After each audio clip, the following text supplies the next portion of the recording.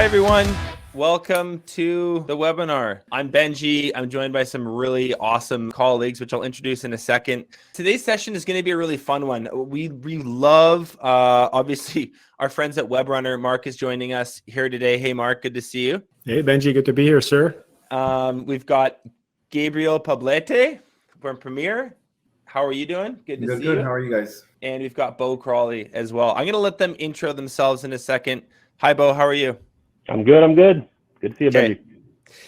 We'll do intros in a minute. I just wanted them to say hi. Sometimes it's weird if somebody just like sits off in the corner in a webinar for 15 minutes and doesn't say anything. So anyway, guys, today is a roundtable. We're going to hear from two really high performing contractors on how they're building really effective strategic plans moving into 2022.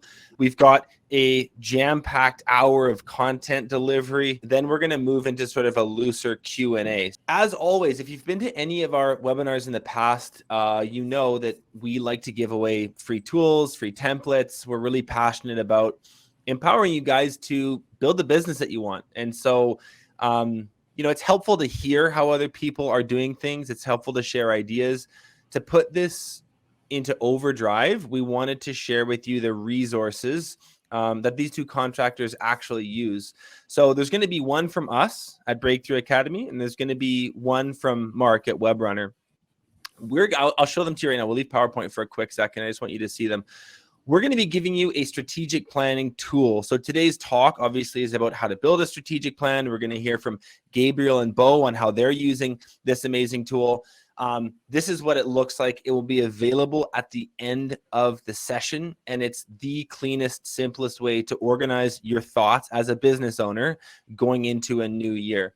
So that's what we're going to make available as a free download. And then for Mark, he has this really awesome PDF, which is the seven mistakes contractors make with their online advertising that hinders growth. And this goes hand in hand with that strategic planning tool. It's a really good thing to read through as you move into next year and you're sort of planning on marketing spends, initiatives, where you're going to allocate dollars. There's some really amazing pitfalls that this document can help you avoid. So this will be available from him at the end of the session. So those are the templates provided in today's talk. Agenda. We're going to do some intros in a second here. We'll hear from Mark, Gabriel, and Bo. We're going to get into this roundtable discussion. So how we've organized this, guys, it's worth mentioning. When you guys registered for this talk, we sent out a form that allowed you to ask questions. We got a whole bunch of them back. We've amalgamated them into themes, and we've sort of translated them into one-size-fits-all questions. We can't answer 200 questions in one webinar, but we can sort of organize them in such a way that most of the questions you asked get answered through this format. After that, we'll move to the free resources. So we'll get you guys these downloads. I'll send you to a landing page. You can get that PDF from Webrunner, get the strategic plan from us, book a one-on-one call for support, and then we will do just sort of an open-ended Q&A with you guys. So that's the plan. We'll do the roundtable discussion for about 60 minutes. We'll do the free resources, and then we'll do the open forum Q&A for about 30 minutes after that. Make sense? Okay, Mark, let's hear from you, man. It's good to see you. Obviously, I know your marketing wizardry for contractors, but maybe some of our listeners don't. So just tell us a little about you and tell us a little bit about Webrunner Contractor Marketing. Yes, sir, Benji. Happy to be here. Hello, everyone. It's good to see a bunch of familiar faces there in the chat. I was looking at some of the names and what you folks are doing, and it looks like we got a good crowd here. And really, the reason I'm here is for the education of Benji. When you guys mentioned that you're putting on an event on strategic planning to me, it's this elusive, mystical creature that everyone's kind of trying to tame. And obviously, we both collectively know firsthand that Bo and Gabriel, with their respective businesses, have done a phenomenal job of scaling them. And so, super pumped to be part of this event. For those of you folks that don't know myself or Webrunner, I'm one of the co-founders of Webrunner. Webrunner, real quick, is a digital marketing company that's heavily focused on helping businesses scale through paid acquisition or through paid media channels such as Google, Facebook, and the likes. So that's it for now, and we'll kind of get into it as we go, but pass it over, Benji. Cool. Yeah. Thanks for being here, man. It's good to see you again. My name is Benji. I do a few different things here at Breakthrough Academy. I do a lot of like this sales and marketing related stuff. I also host a podcast called Contractor Evolution. If you haven't checked it out, you should like go. I think we'll try to post this in the chat box. There might be a link there. It's also available anywhere you listen to podcasts. And we just had Mark on a few weeks ago, a couple months ago. We had him on for an episode called "Stop Lighting Money on Fire with Your Digital Marketing." It was awesome. The reason we love Webrunner, guys, is marketing, especially digital marketing, is one of these arenas where you can, and lots of people do, waste a ton of money just figuring it out. There's a lot of jokers out there. There's a lot of people that are happy to take your dollars and do nothing with them. Webrunner is not one of those people. They are absolutely the pros in all things lead gen for contractors. So check out that podcast episode. If you like the conversation today, I can promise you'll really enjoy that episode.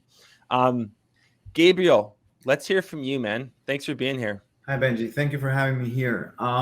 Well, I'm actually honored to be here. This has been my second or third year that I've been working with BTA. Regarding strategic planning, I believe it's very important to do it. I had no idea what I was doing 6-7 years ago. I had no idea what was strategic planning. But at this moment, I believe that it's one of the most important things that I do before I start the year. So we're going to touch a little bit about that. I've been in the industry for 17 years. I own a maintenance company that works for the government and for private entities. And I'm also 12 years ago, I started doing roofing and doing storm damage and restoration. So we'll be talking about that a little bit too, and about how I met you guys and how at this moment, working with Webrunner, with Mark, and with you guys, I was able to successfully measure what I wanted to do in a year and successfully get to my goals there. So we'll talk about this more during this chat. Guys, Gabriel last year won our Leader of the Year award. At Breakthrough Academy, we recognize our members every season with a big awards night, and he was recognized for Leader of the Year. One of like the fundamental underpinnings of that was like, first of all, how he built the strategic plan, but then more importantly, how he held himself accountable to the execution, which, as a lot of you know, like, ideas are the easy part. It's the making it happen day in, day out that most people struggle with. So he is absolutely someone to listen to when it comes to strategic planning. Bo, let's hear from you, man. Thanks, Benji. My name is Bo Crawley. I handle operations and marketing within Ridgetop Exteriors. We are currently in 2 states with 4 locations. We're on track for about 30 million this year, which will be a goal accomplishment for us. And we'll be talking about how BTA and Webrunner have really helped make that possible. So I'm looking forward to plugging them as much as I can. Cool. Yeah, Bo's perspective is really interesting, guys. Like coming from a much bigger business to be able to sustain growth year over year when you're already at that size. Speaks to them doing something right. And I know that Bo and Larry, the whole team at Ridgetop are sort of like very, very, very strong goal setters and executors. So that's why we have both of these amazing members here to speak on this. This is just a little bit of context setting. We're going to get into this roundtable in 2 or 3 minutes here, but I want to show this to you so you sort of understand the lens that you should be looking at this conversation through. The way we see it, there's kind of 2 levels of business ownership when you're in the contracting space. There's that grassroots level, which is like when you first started your business, or the first couple of years, it's pretty chaotic. There's quick growth. There's lots of stress. It's a ton of fun because things grow pretty quickly, but it's also not the most sustainable mode to be in. Your cortisol levels are high. You probably lose sleep at night because it's just so insane.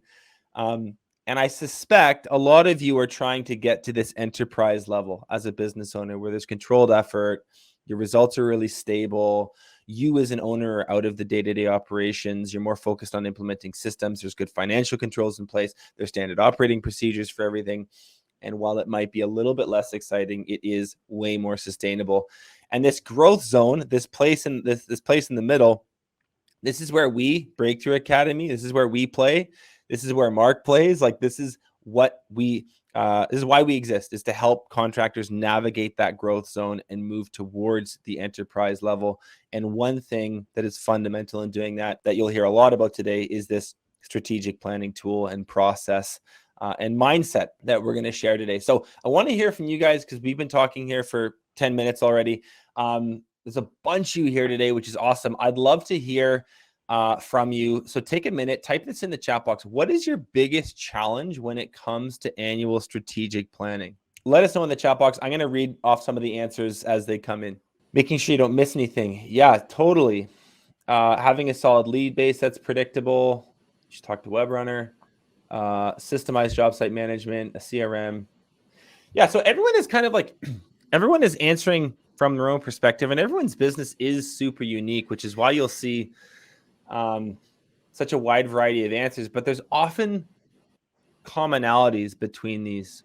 So definitely one thing is like just finding the time, the hours, the days you need to get space and think clearly and write this stuff down. I see a lot of people mentioning like CRM and systems. So that's probably something to do with tracking. In other words, like I can't actually see historical data. Therefore, I can't really set goals for next year because there's not enough visibility. I see a lot of people say stuff about like consistency or accountability. Like I could write a plan, but 2 or 3 months in, it's probably going to have fallen to the wayside and it won't be something that's really making a difference in my business. There's time again, deciding on what to focus. So that's a prioritization issue. It's interesting. You guys all get why this is hard, and that's probably what brought you here. Keep that question at the front of your mind as we get into this roundtable, because I promise it's going to be answered in a bunch of different ways by Gabriel, by Bo, and by Mark. So if you're still typing away an answer, finish it and put it in the chat box. We'll check back in a second. But without further ado, let's get into things. When we sent out these questions, here were the trends we saw. The biggest themes in your guys' submissions, 25% were about planning for growth. 25% was about creating team buy-in. 19% was on sales and marketing. 12% was best practices. So that's how we've organized these questions. Now, I'm going to sort of sit back and host now. So hear a lot less from me and much more from our guests. And this is the first question we want to start with. A little bit of story time. What is your evolution story from rough plan to detailed plan? Gabriel, let's start with you. Okay. So you said before this, you said growth zone, and I saw the about growth zone. I believe that I was stuck in the growth zone for maybe like 6 or 7 years of my life. And this is when I became a contractor. I remember being 20 years of age, and I decided that I could do what my boss was doing, basically doing contracting. I remember that I did not have a clear plan on what to do it, but I believe that with a couple of guys, 2 guys in a truck, I was able to run my company. It took me 6 years, I would say, 6 or 7 years to be able to leave that mentality of being the guy in the field, trying to get the contract, trying to help my guys to get the job done, and trying to do everything myself, using multiple hats. The growth zone that you're talking about, and you talked about with BTA, was that I was always wondering, how can I get bigger? That was my biggest question that I had, is like, I know I can perform better, I know I can do more stuff, but how can I get bigger? I had no idea how to go from having a 1 or 2 crews to having a company that was going to bring, my goal was to bring $30 to $50 million a year. So I believe that that's when I met BTA, and that was 3 years ago. And for the first time, I saw a sheet, and that helped me a lot. I think that you're going to give that away to everybody here. That was the planning for the whole year. And I believe that that was my biggest breakthrough, knowing that there was tools out there that were going to help me grow the company. I clearly remember the first time that I saw Painted Picture. I'm not sure if you talked about this before, but Painted Picture is a document that BTA gave me that basically put me in a situation that I had to see myself and evaluate myself from here to the 5 years coming. So I remember clearly that it took me a couple of days to just go down and sit down and say, where do I want to be in 5 years? And I remember that that time I was doing between $2.5 million and $3 million in revenue. And I said, okay, in 5 years, I can see myself doing $30 million in revenue. How do I get there? And that was the biggest question. How can I get there without a clear plan. And thanks to all the education that I got through BTA, I was able to strategize a implementation plan. And the way I did it is basically working from my goals that I want to reach down. So if I want to make $30 million in 5 years, I said, okay, I believe that my first goal should be between $5 and $10 million for 2019, I think it was that time. So the important for me about having this strategic plan is that if you put your mind to something, if you put a destination, and my destination was getting to $30 million in that year, in 5 years, I knew that I had to work my way down. So having that strategic plan helped me visualize and put my mind into a paper to be able to work my way down. To better explain this is that the questions that they asked me, the questions that BT asked me in that form was, how do you plan to get there? How many people do you need to get there? Is it even possible to get to $10 million of sales a year? How would you break it down? So it makes automatic sense to you that you start working on this paper day after day, trying to figure out how you're going to get to that point. And this strategic plan that I put together in 2019 and 2020, it happened because I had the guidance how to get there. And I explain this to all my salespeople. I say, listen, if I tell you to go do a mission for me, go get me, for example, go get me a soda in a supermarket.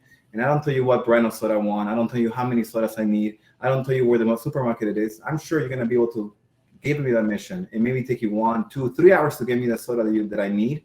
But if I had written a plan for you that I need 12 sodas, Coca-Colas, go to the corner, turn left on the light, then turn right on the next slide, then you would have been there in a faster time, more efficient, and would have gotten to the goals properly. So in my opinion, it's strategic planning, and I do it all December, is the most important tool that you have to do to be able to start your company. I noticed in the chat, people were saying, I need a CRM, I need more people, I need this. But I believe that that's all ideas to the entire program of the strategic planning. And I guess that people need to understand how important it is to have a plan. Once you have a plan, you can discuss and see how you're going to get to that plan. Benji, back to you. Yeah, I love it. Really good comments there. I think what I heard out of that, and I just want to emphasize for our attendees today, is like, this is the process of taking a mental image that excites you, that maybe scares you a little bit, but at the end of the day, it's still just a collection of thoughts in your head. And it's like putting it into paper. It's sequencing it into a series of action steps that you and your team can then go execute. I get frustrated, in the modern business environment. Every business guru out there talks about the importance of goal setting. Nobody actually breaks down the skill set of how to do it. And I can tell from Gabriel's story that that's something that he's learned how to do, and it's obviously made a massive difference for him. Bo, what's your evolution story? How did you go from rough plan to detailed plan? So the rough plan. Well, we not too long ago we were definitely in that grassroots rough plan. When I started in the company about 10 years ago, we were heavy into like storm chasing, storm restoration. If there's any roofers on the call, you probably know what storm chasing is like, and other trades as well. But that's pretty hectic, and there is not a whole lot of planning that goes into that. I remember we were in St. Louis, and when a storm would hit, our leadership team would basically hop a flight, jump over to whatever state we're in, New Mexico, Nebraska, Missouri, and they'd go around, start canvassing car dealerships to see what got hit and what the extent of the damage was. And kind of funny, now we have storm swath like technology for that, but that wasn't how we did it, and we didn't plan it very well. So after we would kind of determine where we wanted to set up shop, we would find a local sort of strip mall with a vacant office that we could get in. There'd be literature everywhere. We'd have sales reps coming in from out of town, sub crews, completely disorganized. And that was our rough plan. It wasn't even really a plan. And after a few years of that in the storm chasing business, we switched kind of models. We really wanted to focus on building a brand in areas that we were already in. So when we kind of switched models there and put down the storm chasing mentality. Because when we were storm chasing, we weren't really building, we were making good money, but we weren't really building any sort of brand in that location. A lot of the times it was 6 to 8 months. If it was a good storm, maybe you'd hang around for another year or two, but it wasn't really building a good brand. So when we switched from storm to retail, we started to realize, okay, if we want to grow this, if we really want this to be the $100 million company that we see it being, then we got to start putting some stuff in order. And we joined BTA a few years back. We got with Webrunner recently as well. But getting with BTA starting to nail down that plan. And as Gabriel mentioned, figuring out what that destination is, that's going to be kind of first. What's that goal? What's that destination? And then you can kind of build your roadblocks, your roadmap there to see how you're going to get there. So once we started doing that, and we were able to every year sit down with our leadership team, talk about the 4 locations that we have and what those individual goals are, what this office wants to produce in revenue 5 years from now, compared to next year, what do we need to do to get there? And we've been doing that for the past 3 years, and we've been very fortunate, especially with everything that's been going on in the world, to build this exponentially quicker than we could have without strategic planning, without BTA, and following the steps with our coaches, and just kind of letting them open up our books and look behind the curtain and just kind of see everything that we got going on, and just help us organize it into silos and perfect each silo. And every silo gets its own plan, and all those plans just point towards the destination, towards the goal. Yeah. I really like the term roadmap, which I heard you use. I hear a lot of our members kind of refer to it as that, and Gabriel used the example of like going and getting a soda without instructions. Like that is fundamentally what a strategic plan does to you. It gives you the map, it gives you the compass, it tells you what direction to go. And just to zoom in on something you said in the last minute here, was it helped you guys build things out exponentially faster. So this is a no-brainer, and now's the time of year to do it.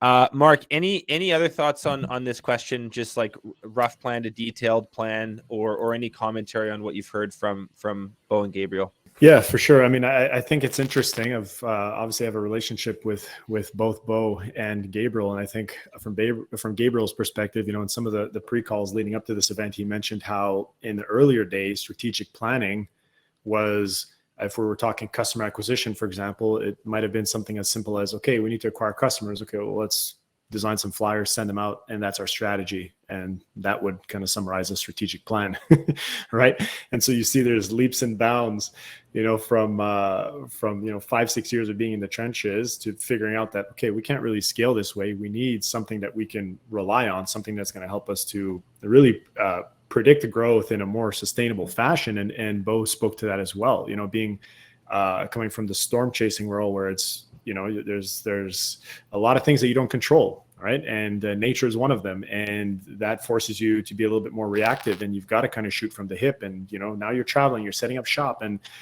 that's a challenging dynamic. And then discovering that, hey, if we put a plan and look a little bit farther ahead, we stand to scale the business with a lot less headaches, more predictability, easier time to be profitable. So I think that's interesting. When we met Bo, I was taken aback by their spreadsheets. Like Bo, you guys were already pretty well advanced with respect to your, tracking your data and your strategic plans. And I think that speaks volumes to what BTA and you guys have been able to accomplish together. So that's always nice for us from a marketing perspective. If we're looking at the idea of working together, somebody who's got a clear vision and a path to get there just makes everything infinitely easier. So that's what I would say. And with respect to the then and now, strategic plans when you start out can sometimes be very, very simple, but you see at a certain scale, they need to evolve. So Yeah, 100%. My final thought on this is over the last 5 years or so, I've probably done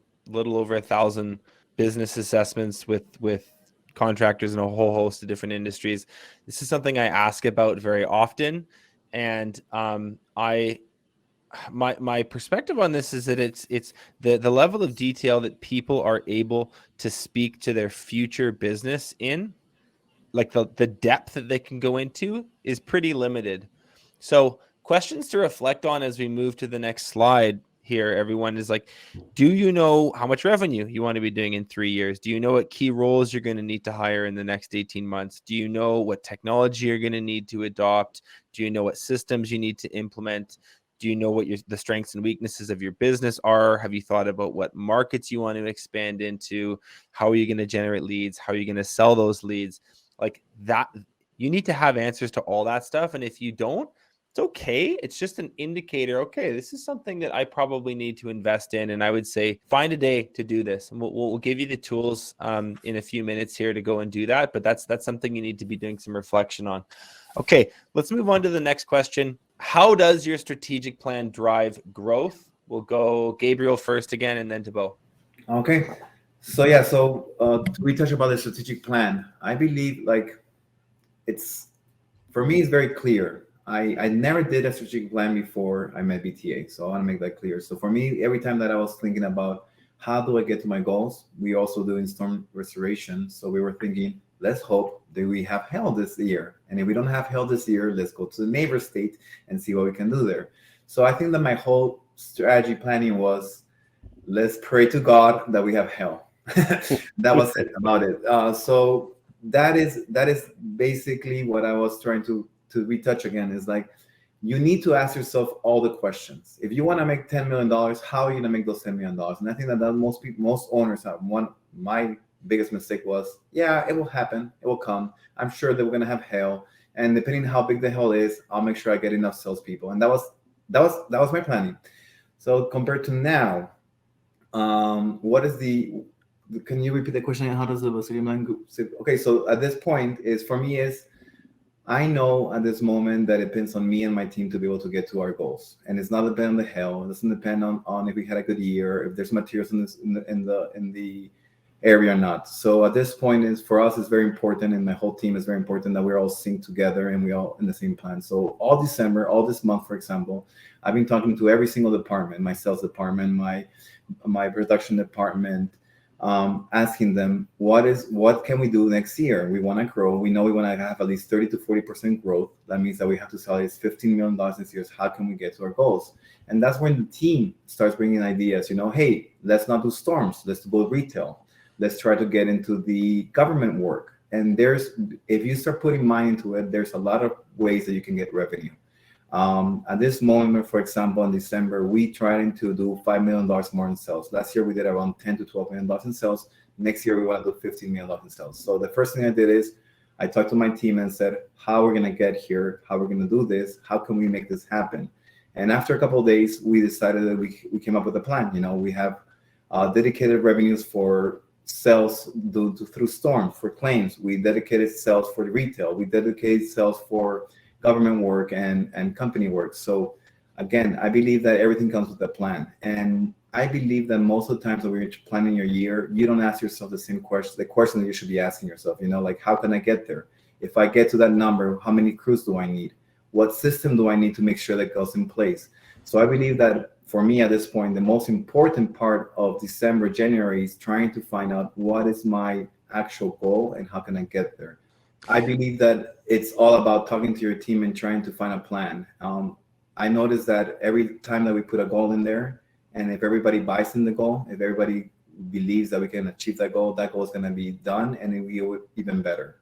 So again, I would say that it's very important to make sure that you know exactly what you want and what's the way to get there. Gabriel, let me ask you this really quick. If you looked at your business on a graph, the curve would be very steep. Like you've moved pretty quickly. The revenue, like your top line sales the graph is exponential, which is amazing. And I'm just for people on the webinar today, like I think a lot of them are probably in the early stages of that. Do you have any, like, looking back, what were maybe one or two really key systems you implemented or things you did that allow you to get through the early stages? Like, let's say from 1.5 million to 3 million. I believe it was planning most of it. Again, before we, as Bo, before we were just waiting on getting a storm to see if we were gonna have a good year or not good year. I believe that once we had that goal of having $3 million, we said we can't wait to have a storm here. So we started working with. That's when we came with BTA. Started working with different programs of publicity and marketing. That, in my experience, everything that BTA says that it's going to work, it works. We start using, for example, Webrunner at this moment. And it's amazing to understand and to know the power of the internet. It's amazing to understand the power of Google. It's amazing to understand the power of having a good website, to having, having all your dogs in line. And I think that's what before didn't happen. Before we were just going out like gypsies, going out there, knocking on doors. If I hit 100 doors, I make sure that I'm going to close 10 doors. At this moment, it's not up to chance. At this moment, we know that we have everything we need in-house to make sure that we can close that sale. And it's not only depending on the sales team, it depends on the marketing team. It depends on how we present ourselves to the world, our website, how we get dressed, how we talk to our people. So I think that is the most of the planning that has to be involved in is how we can get to their goals. And for us was making sure we have systems in place, making sure that all the reps talk the same language, making sure that everybody knows that our priority is the customer, making sure that when they go and talk about us and see reviews, we have reviews, that there is branding behind the company and all that. So like what Bo was saying, before we were gypsies, and at this moment we're trying to build a brand, and that works. And we notice that it always works. At this moment is, I know that if I talk to Mark, I talk to BTA, I want to get to $20 million. I know that if I draw a plan for it and I put a budget into it, it's gonna happen. So I believe that the most important part will be like, you have to understand that it's not only about you sending more people out there. You have to take care of your company. You have to take care of making sure that everything in your company lines up. And I would say start with systems. Start by having a good process of sales. I believe that the sales process is the most important part, and making sure that you and your team and whatever your salespeople are saying, you're actually doing. You're having your marketing behind it. You're having your publicity behind it to make sure that when you have that customer, you can make sure that you can close that sale. So it's not only the sales department, it's the whole entire company has to be in the same game. Amazing. Bo, let's go to you quickly on how your strat plan drives growth. Yeah. We've obviously been hammering strategic planning and figuring out what your goal and destination is. But I think our plan really drives growth when we're tracking it. And if you build this plan, it's one thing to build the plan. Obviously, that's the first step, aside from figuring out your goal and your destination, figuring out where you want to be, building that plan. But tracking that plan as you go is monumental. You build this plan and you're watching it progress throughout, 12 months. Say you have a 1-year plan. And if you're not tracking it month over month, you don't really know if you need to change directions in part of that plan. I mean, the destination, the goal, that's going to be written in stone. But the plan itself it can be changed. It's like it's on a whiteboard, and the steps to the plan can be erased, can be rearranged. You can shift, you can pivot when you need to. But you got to be able to track that plan as you're executing the plan, so that when you do know that you need to pivot and you need to change courses to reach that destination, to reach that goal, you can do it because you have the data telling you to do it. You really don't have to make the decision. The data is going to tell you what kind of needs to change. And there's going to be a ton of different components in that plan to reach that destination. But if you're tracking them all and you're able to kind of figure out kinks in the system, kinks in the plan, and you can see which plans need to be adjusted, that's what's going to drive growth. The growth will come natural when the plan is in place and you've identified how to track each aspect of the plan. And when you realize, okay, this isn't working, or this is working great, let's replicate it at this office, or you're trying something new here, you're tracking it over here and you need to implement it or replicate it over here. That's where you're going to start to drive growth, is when you know how to track it, pivot, and make course corrections when needed. Yeah, I think this trackability thing is really critical. I'd be curious for our audience, if you're listening to this and you don't mind sharing, like, give yourself a score out of 10 in the chat box. Do you feel like you're tracking? Is it a 10? Like, you see everything, you run your business like a CFA, you can pull reports on on marketing metrics, on sales metrics. You can see your gross profit margin off of each project you complete. You can look at your P&L on a very frequent basis. That would be a 10 out of 10. Or do you feel like you're like, hey, I'm a 2. We check in with our accountant once a year and we kind of see where things are at. Let us know, because this is something we can maybe dive into a little bit more later on in the Q&A. What Bo just said is it's worth repeating. Like, if it's one thing to like throw up a number on the whiteboard, and it's one thing to get excited about a certain revenue goal in January, but if you can't see how you're doing against that, you're running blind. You're driving a vehicle with a foggy windshield at night with no headlights. Like, you're just, you want to go in a certain direction, but there's no ability to see whether that's actually happening. So that distinction between goals versus actual results is important, and getting the actual results part requires certain pieces of technology, certain habits, probably some better education in certain areas. Mark, any other thoughts on this piece before we move on to the next slide? Yeah, I mean, I couldn't agree more, Benji. I think having that BHAG, as you guys call it, the big, hairy, audacious goal, starting from there, it naturally makes sense. It's your endpoint, it's your destination, but that's there to influence or instruct what needs to happen on a quarterly, monthly, weekly, daily basis. And as you're tracking and measuring things, you're able to quickly determine before it's too late if you're veering off course, if you're falling short in any one particular area.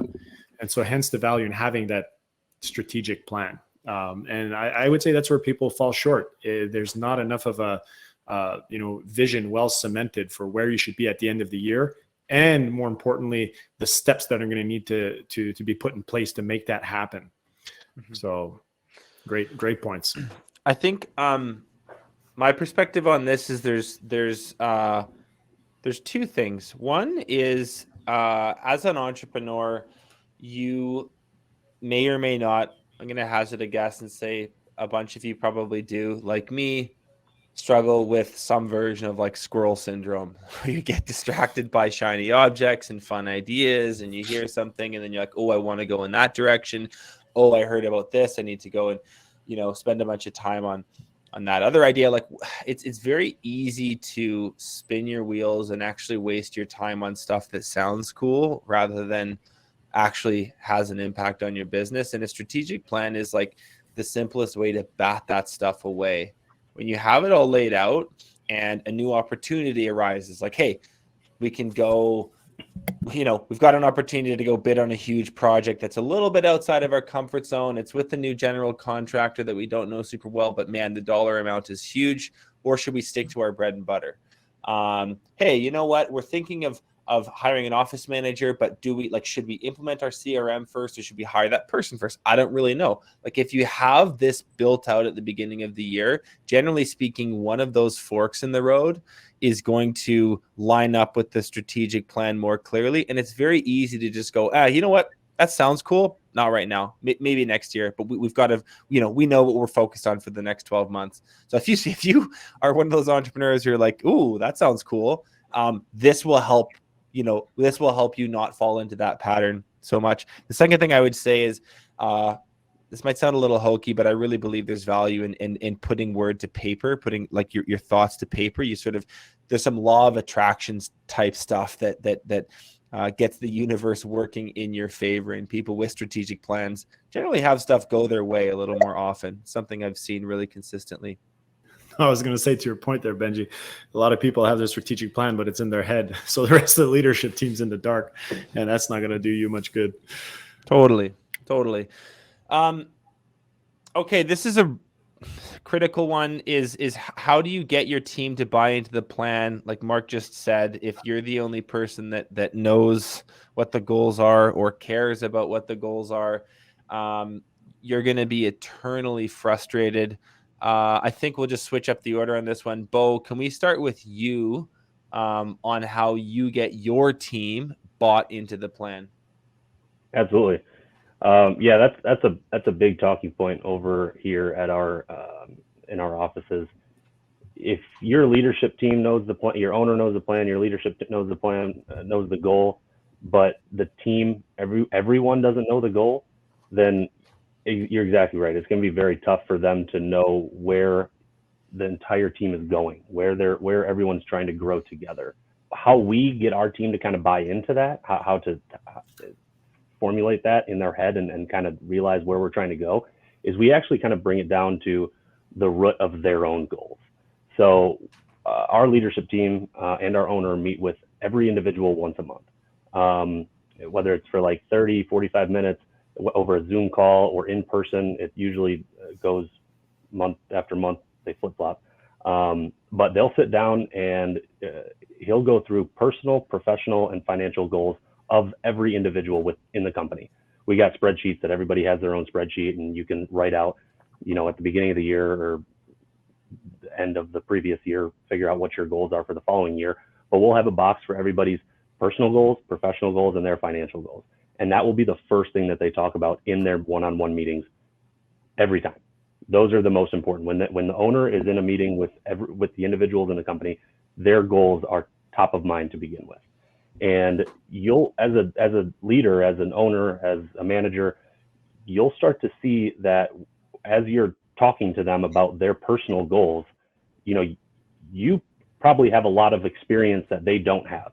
And when you're talking them through their goals, their personal goals about, wanting to get out of an apartment and into a house, or wanting to buy a new car, or wanting to help their mom and dad retire sooner, and you're talking about those personal and those financial goals of themselves, that's going to help them buy into, one, their own success, and their professional goals. Obviously, those goals are going to generate revenue for themselves, and in turn, that's going to help generate revenue for your company. So when our leadership team is sitting down with the individuals in their offices, or the owner is sitting down with the individuals in the respective offices, they're really hammering down on the individual's goals, figuring out, okay, for the sales team, for example, I want to make $150,000 next year. Okay, how are we going to get there? You need to run this many leads because your closing rate was this last year. Your average ticket was this last year. This is going to be, your January through March revenue. Your average commission is this. Okay, this is what you're going to make. And does that goal line up with your financial goal? Does that goal line up with your personal goal that you want to accomplish this year? If not, let's change it. Do you need to run more leads, make more availability? Let's work on your closing percentage, work on how you're sitting at the kitchen table with customers. And we've found, and we started doing this exactly 3 years ago, we've found that sitting down in those GSRs, goal setting review meetings, that helps a lot. And when you focus on your team as much as you want them to focus on your company, it's going to be natural. The growth it's going to be there. It's a really, really, really powerful point there that I want to go back to. The best way to get your individual team members to buy in, guys, as Bo was saying, is get them to come up with the ideas. Like people care about stuff that they've had involvement thinking through. So to put this another way, if you go and carve out 2 days and you spend an hour geeking over spreadsheets and on whiteboards, and then you come back to the team in the new year and say, hey guys, I've come back from the mountains where I got really enlightened and came up with a plan. No one cares. They're like, cool, that sounds like a fun trip you had, right? Whereas if you go to them and you say, hey guys, this is, as the leader, these are some of the things I'm seeing. This is what I would like to make happen. I absolutely need your help and your creative thought on this. What do you think we should do to clean up our production process and make sure that there's fewer callbacks? What do you think we should do to build out our office standard operating procedures so that all of our administrative stuff is done really cleanly? What do you think that we should do to revamp our sales process so that our closing ratio goes up next year? Like whatever it is that you're thinking about, I can guarantee you some of the best ideas are going to come from the ground up, and that can be done informally, like just through conversations. Some business owners that we work with will send out like actual like questionnaires to their team, say, hey, we're thinking through 2022, what in your role is wildly inefficient right now? What are the changes you want to see next year? And it's like whether or not you use those ideas or not, it doesn't actually matter as much as just making your team feel heard and involved with the input and with the build out of that plan. So I think that's a really important point. I love what Bo said about helping them create individual goals that then accumulate to the company-wide goals. Gabriel, let's go to you. How do you get your team to buy into the plan? So I would say it's the same as Bo. I believe that if you don't have your team involved in your plan, you'll never succeed. One of the things that we were talking about in the other slide was that we have to track things, and I believe that that's also very important. I read a book called The Great Game of Business. It was by my teacher Braden, forced me to read it. It's a great book. It talks about how you can motivate your people by showing them the numbers. In my company, every single person knows how much revenue we're making. Everyone knows our goals. There's a big board in my office in different rooms with how much our goals are going to be this year. And the idea is, like you said, is we do have company reviews twice a year, and then the one in December is very special for us because that's when we talk about how they felt. How did we perform with our people? It's very important for me to understand how I perform with my people. And sometimes the feedback is bad. It's like we didn't feel appreciated sometimes. Sometimes they say that they need more time, they need more education. But that in that same meeting that we're doing the company review, we try to ask them how do them see themselves next year and what are their personal goals. And I believe that as a leader of the company, and they always look at you because in their mind they know that you know a little bit more, like you said, Benji, and that you already bought a house and how do you do it. So for me, it's very important that we make sure that we're taking care of the person who's working for us. So for us, it's very important that their goals are tied into our goals. And it's normally monetary goals, so that's why we always include company reviews 4 times a year, every quarter. We make sure that every time that we have a quarter review, everybody knows they promised me to bring $1 million in sales. Are you at 250? We can measure, we can change the goal, we can pivot if we need to, we can add more education, we can give them more tools if they need to. But the idea is that the goal is not your goal, the goal is the company's goal. And if everybody's in the same page, you'll be able to success those goals. And at this point, like Boo said, it's up to the person to decide what goal they want to do. So for me, it's very important that they buy into the goal. And the first question is, how much do you want to produce this year? How much money can you bring to your company? What are your goals? Do you want to buy a house? How much money do you need to buy a house? And it's only 1 year. I try to making them buy a goal for 5 years to make sure that they know what they're looking for, know why they're working, why they're coming every day to the office early in the morning, that they have to accomplish those goals. So I believe that the most important part is trying to tie in their goals with the company goals and making sure that it's a goal in common for everybody. And then tracking it.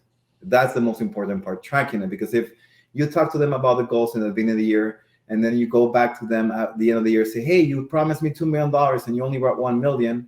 He has no idea how and why it happened. But if you track it every couple months, he'll be able to measure and pivot and try to find solutions for those goals, So I think communication is overall the most important part with your team. And then making sure that they're comfortable with the goals that you're setting.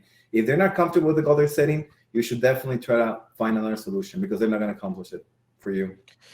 I think one thing that you do very well, Gabriel, is you understand why those goals are important. Like a number is a number and it's on some level kind of arbitrary, but if you can go deeper and say, hey, this is so that I can save up to buy my first home. Hey, this is so I can pay off my student loan. Hey, so this is going into an education fund for my kids. Hey, like whatever the case may be, the individuals on your team do have a life outside of work, and what the time they spend, the effort they put into work does channel into that. And if you can get that connection as a leader, it makes it a lot easier to motivate people, and it makes them feel looked after. So I'm just looking at the time here, guys. We're gonna do a really quick run through. We're gonna get you guys these templates. We have a 30-minute sort of slush block after this to do Q&A to finish 2 more questions. So we're going to talk about marketing and sales and how that plays into strategic planning, and then we have a closing question, which is one thing you'd recommend to dial in on a strategic plan. So we're going to come back to these 2 questions in a minute. But for 5 minutes here, we're just going to go to a landing page. We're going to get you this PDF from Webrunner. We're going to get you the strategic planning tool. So the actual framework that Gabriel and Bo have been talking about, we're going to make that available here in the next 5 minutes. For those of you that absolutely have to go, get your stuff, and then you can. For those of you that are enjoying this, you want to stick through and finish the questions and then do some Q&A. Just please stay tuned. Mark, really quick, man, can you just walk us through Webrunner, and what you guys are offering, and then I'll do Breakthrough Academy, and then we'll get back to the roundtable. Yeah, thanks, Benji. So in terms of what we're offering, well, as you mentioned earlier, we have that great PDF that we've put together, and this actually hasn't been published yet. So whoever's on this webinar watching and interested in going to get that, you'd be the first to be getting that. It's an amalgamation of mistakes that we've seen contractors make over the years. We've boiled it down into one nice resource. So we've got that for you. In terms of Webrunner, again, just a quick high-level overview. We're a paid media company. We invest dollars online to generate leads, exclusive leads, branded leads to help make acquiring customers a little bit easier, more predictable, and more profitable for your home improvement business. And like BTA, we work with all sorts of different types of home improvement, home service companies. This is a relatively new offering that we've rolled out, but we're seeing a lot of success with it. Customers are loving it. And again, in the name of strategic planning, one of the things that we've seen contractors who are into the multiple 7 and 8 figures do really, really well is plan ahead. So throughout the year, you know that there are special events coming up. There are times throughout the year where you're going to want to run promotions, and having graphics that you can roll out to your social media channels or through emails to your customers if you're doing rehash programs is something that's been tremendously valuable. So we rolled out Contractor Creatives as a service to make getting custom graphics less of a stress, less of a time consuming challenge. So Contractor Creatives is an unlimited graphic design service. It's $4.49 a month. Through BTA, we have a special promo where if you sign up for 4 months, well, you pay for 3 months, you get the 4th free. So it's a cool way to level up your branding and your design game. Last but not least, if anyone is running ads online and you're unsure exactly of what's happening, or you're questioning the performance, the results, could things be improved, how could I make it better, we offer free paid media audits where we'll dig into your Facebook account, your Google Ads account, we'll audit your landing pages or your websites and help you make more sense of your customer acquisition plan and strategy and how that fits into your long-term strategic plan. So those are things that we do, no charge, and happy to help out there. Guys, if you are wanting to invest in your reach, you're wanting to spread your brand awareness, Webrunner are kind of the industry leaders on this. They exclusively work with contractors. They've been doing it a very long time, and they've brought a lot of our BTA members a ton of new business. We're really big fans.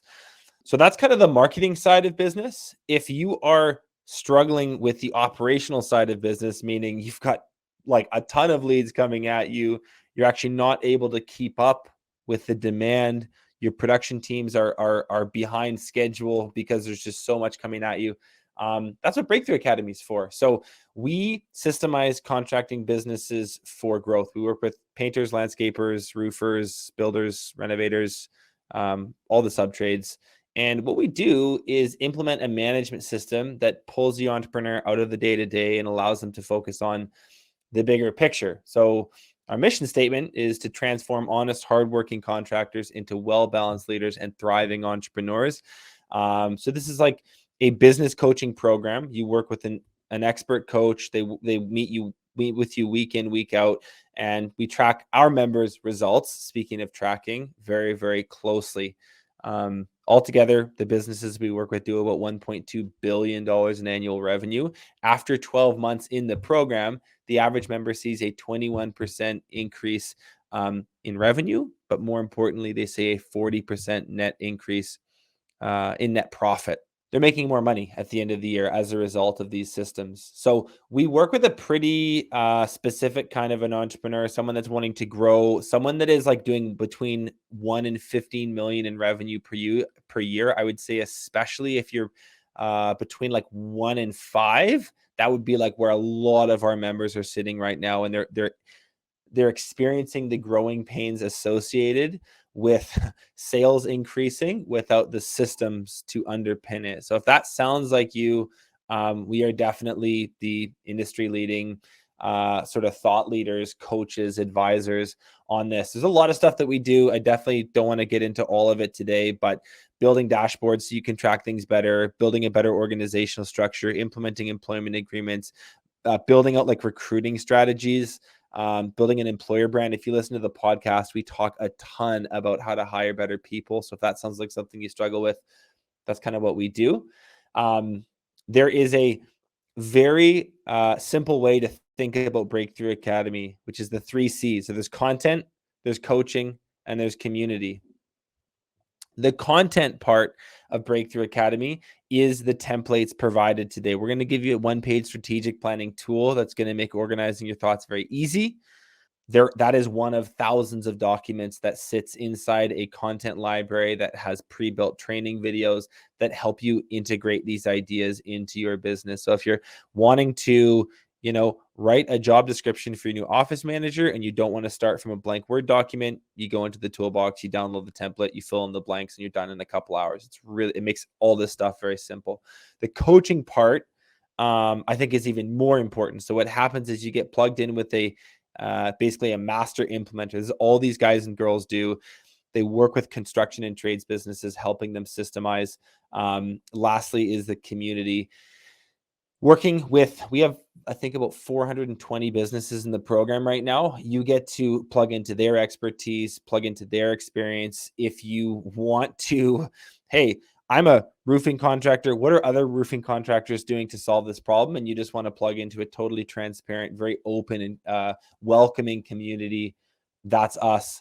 So that's BTA. To get these templates, guys, really, really, really important step here. It's a couple things. You're going to go to trybta.com/WR-strategy. When you click that link, it's going to take you to a landing page, and you fill out your name, your last name, type of company you run. Are you a landscaper? Are you a plumber? Are you a roofer? So let us know what industry you're in. Put in your email and phone number, and then you'll have 2 drop downs at the bottom, which would be, one, I want to do a free strategy session with Breakthrough Academy. If you want us to audit your strategic plan, if you want us to look at your 2022 goals, analyze them, give you some feedback, that would be your chance to do that.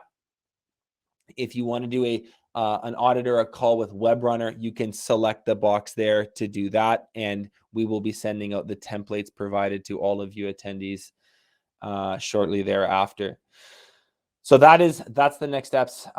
For those of you that have to run, go to the link that's in the chat box or the pop-up, fill out the landing page, get your stuff. For the rest of you, we're going to go back to the roundtable questions. Where we left off was on how marketing and sales plays into your plan.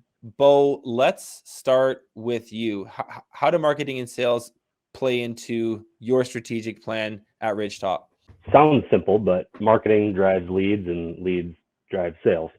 But the sales number is usually the forefront of our goal, the destination that we're reaching towards. So that goal this year was 30 million. Next year it's 42 million, and we want to continue to grow at that 30 to 40% pace. So when we're sitting down, like Gabriel had mentioned, he does it every December. We try and do it every December as well. What is that number, and break it down to its simplest state. So if we are doing 30 million this year and our average ticket is $10,000, then we need 3,000 contracts. All right, if we have a 33% closing rate, then we need 90-some hundred appointments. And if we have a 65% set rate for those inbound appointments that are coming in, then we need X amount of leads, actual raw leads. And we break that down into its most basic format, and then we spread that out over all the different people that have roles to play in those individual KPIs, those key performance indicators. Whoever's sort of in charge of that department or in charge of, running that silo, we break that down for them, and we also give them all key performance indicators when we're doing our reviews with them to make sure, you're on track, you're not on track, what can we do to correct, pivot, change. So marketing, obviously, it plays directly into what your sales growth, your revenue, what that's going to be like. And we look at every single lead aggregate like it's its own campaign. So for example, Home Advisor, Home Advisor gives us X amount of leads. What are we paying per lead? What are we paying per appointment? What are we paying per sale? And what's the marketing cost in this location, that location? And we'll continue to do that with every single revenue. Like Home Advisor was, it's called Angie now, but they're a paid lead aggregate. So they're in one funnel. And then you've got your print. So like Gabriel was talking about, your flyers, your newspapers, your Val packs, your stuff like that. And then you've got your branding. So your commercials, your radio, and we'll dive into those as their own campaign and as their own funnel, or like their own bulk package with their other similar lead types. And we'll just look at every single one. We'll look at how they're performing in each market, what offers are working better in certain markets that aren't working in others. How can we change it and replicate success in one and eliminate failure in another? And we're looking at the numbers. We're looking at the data to tell us what's working, what's not working, and making sure that our sales team is aligned with what our marketing efforts are doing as well. What the offers look like, what types of consumers are responding to these types of offers, and everybody just has to really be on the same page. So when it comes to our marketing team and our sales team, they're constantly talking as well and making sure everybody has the same goal in mind. Yeah, I'll just recap what you said for clarity. Like, guys, what Bo is saying is they know the top line number that they want to make happen next year. It's not a hope and a prayer. It's not a guess. It's not like we'll do our best and see what happens. It's like, no, this is the number down to the dollar that we would like to achieve. And then they use their strategic plan to figure out the how question.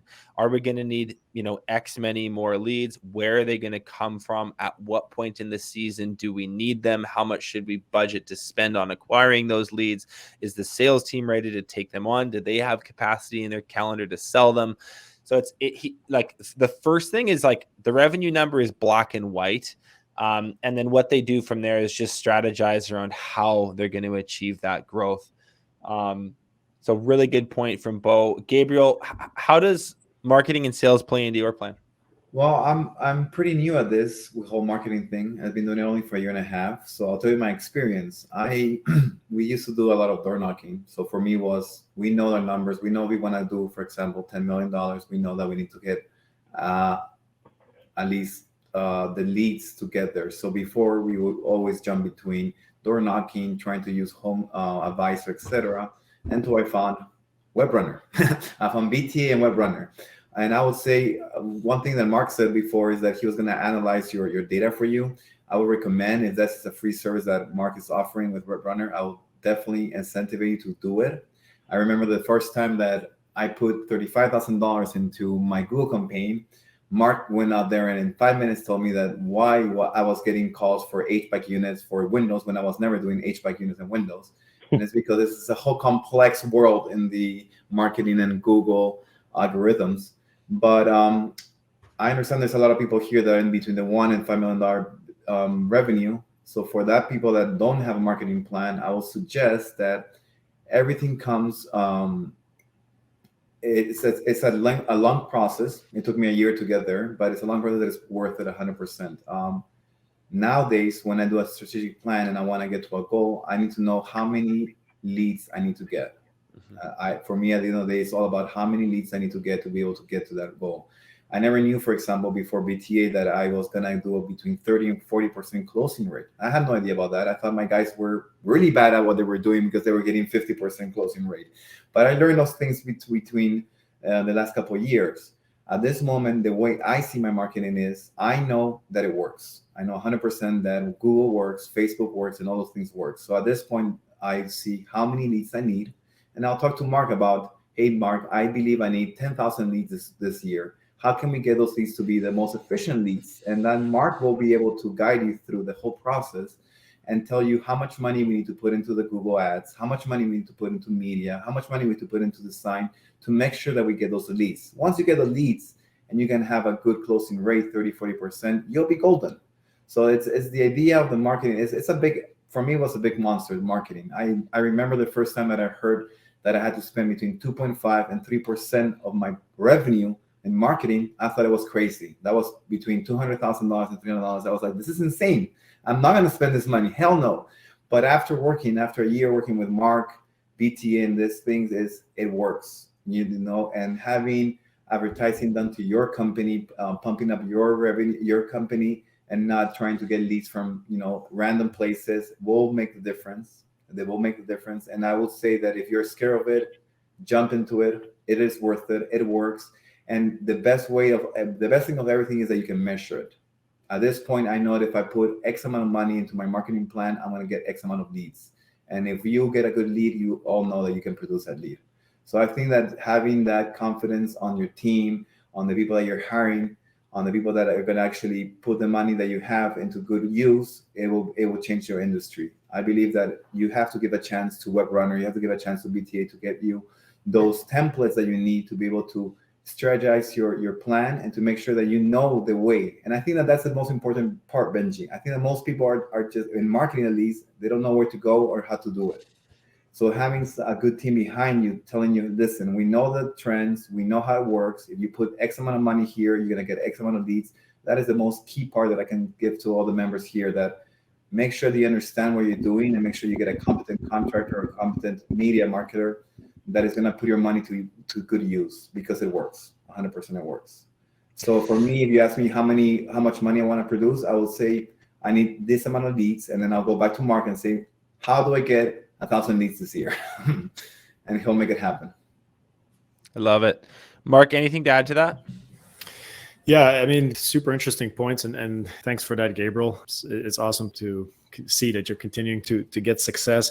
I think a testament to both of you on this call that are doing phenomenal things in your business is that beyond just being active and marketing your businesses, you are taking a data-driven approach to marketing your business. And so what we do to a certain degree has become somewhat commoditized, right? I mean, we're running search campaigns and Google campaigns and Facebook campaigns, and that's accessible to everyone and anyone nowadays.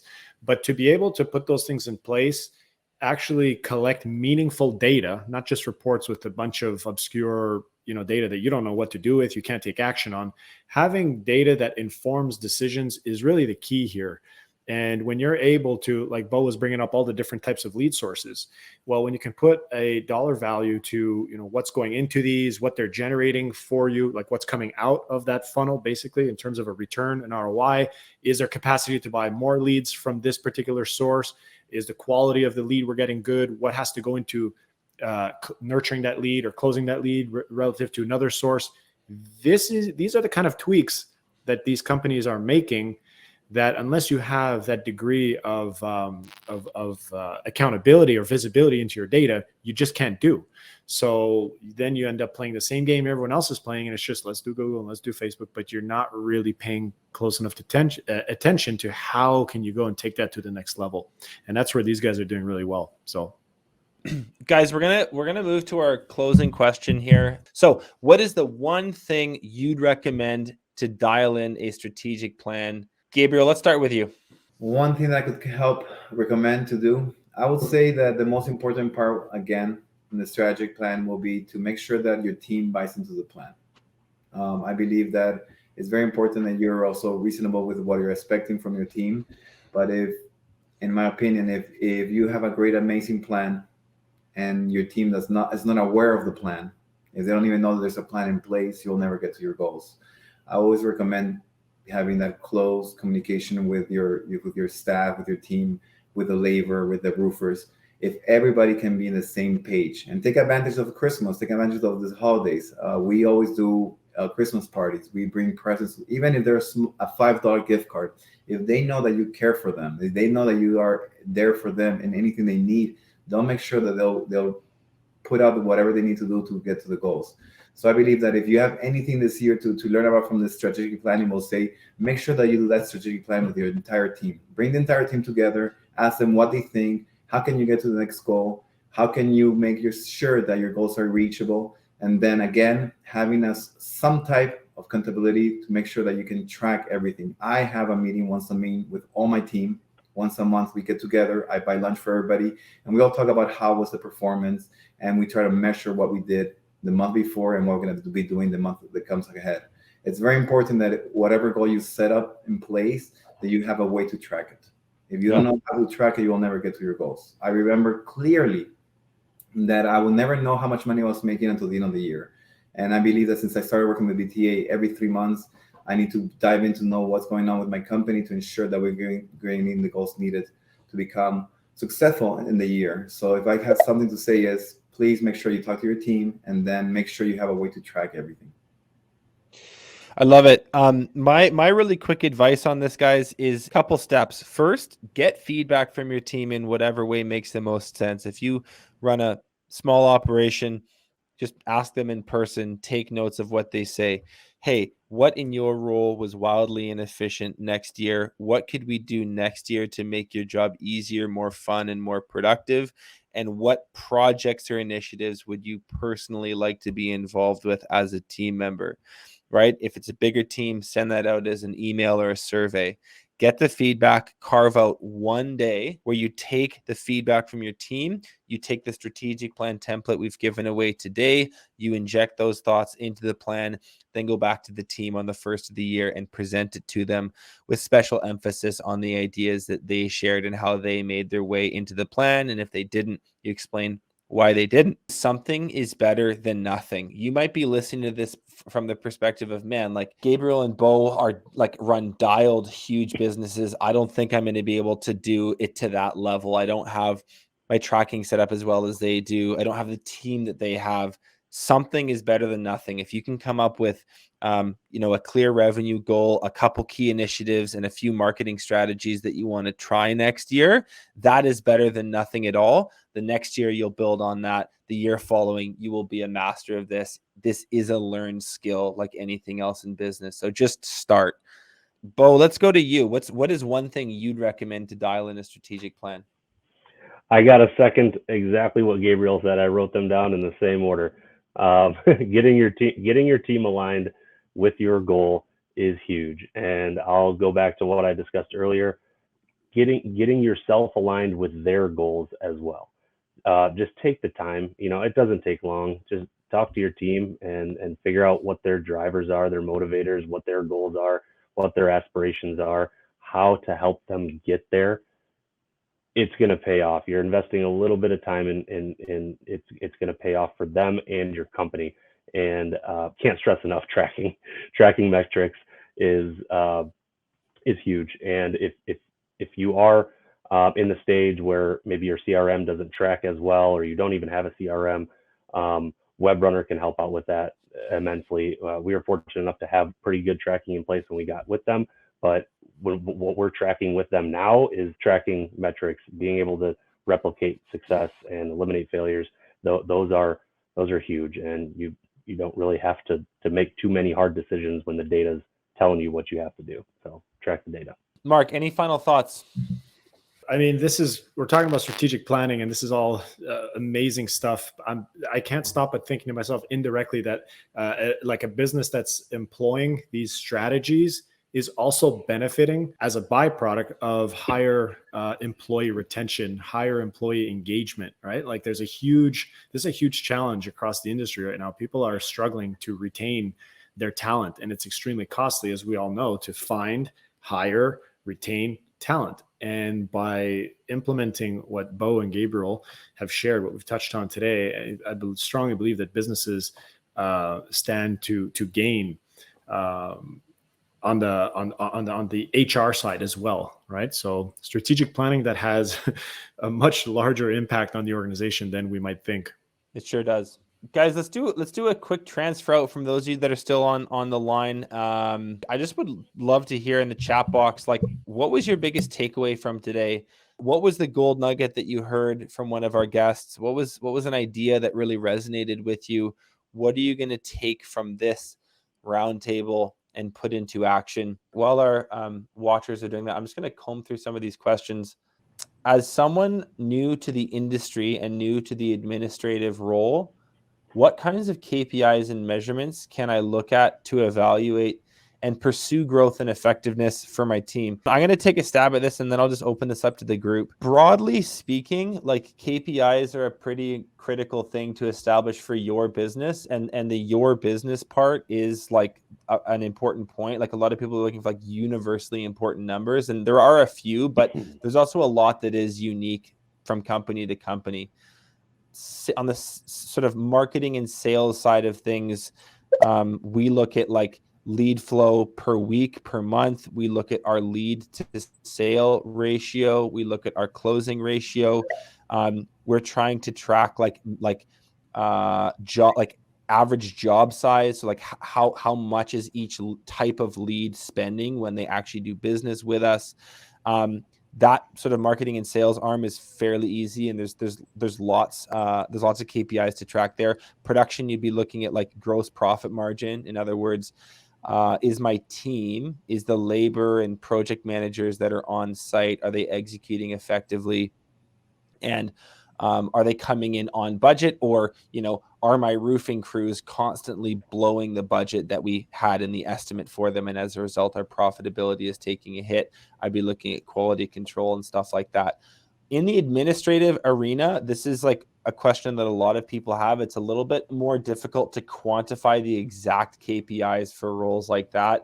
Some people in administrative roles will have a goal around, hey, we have a certain AR number that we want to keep down, and you as the secretary are expected to make a certain amount of outbound calls on collections. Some people will have KPIs on like how quickly they want phone calls returned when a call comes into the office. Some people will have a KPI on like, hey, at the end of every single day, the inbox needs to get to 0, and people that should be replied to have received a reply. If you want to talk more in depth, because I need to know more about your business, let's hop on a call outside of this and we'll go a little bit deeper. But sales and production, the KPIs are a little bit more obvious. Admin, it can be trickier, and a lot of people ask that question. So let's chat outside of this. Bo, Gabriel, Mark, did you guys have any thoughts on that question? Just like KPIs and measurements that John could look at to evaluate and pursue effectiveness for his team. I would have to agree with you, Benji. The KPIs that we track are different for every role in our company. So we have KPI sheets for administration, and just like you mentioned, Benji, they touch on how many outbound dials are you doing a day? What's your set rate? We have like training videos that we go through. We have a portal training, and how many of you watch, how much content have you? So, and then it goes to sales, where you have sales personnel out in the field, and how many leads are they running? How available are they based on their calendar, them blocking off, taking time off, closing rate, slugging rate, stuff like that. It's going to vary from position to position, but identifying those KPIs in those positions are going to be crucial. So when you're sitting down with that key individual and you're explaining what their duties are, those are going to determine your KPIs right there. What is this person doing? Okay, now how to track what they're doing. That may be a little bit more difficult than identifying what you need them doing. But once you identify what you need them doing, and then being able to set a metric on each of those tasks, those duties, and tracking it's going to help. It's going to help a lot. Okay, guys, I'm looking at the time. We're going to wrap here. So I'll just close by saying, if you want to check out Webrunner and their amazing offer, please go and download, go to the landing page that we talked about a second ago. If you want to check out Breakthrough Academy and what we have to offer, that will be available here as well. Should be in the chat box one more time. Free templates, sign up for a call. So I'll leave you with that. And I also would just like to thank our amazing guests today.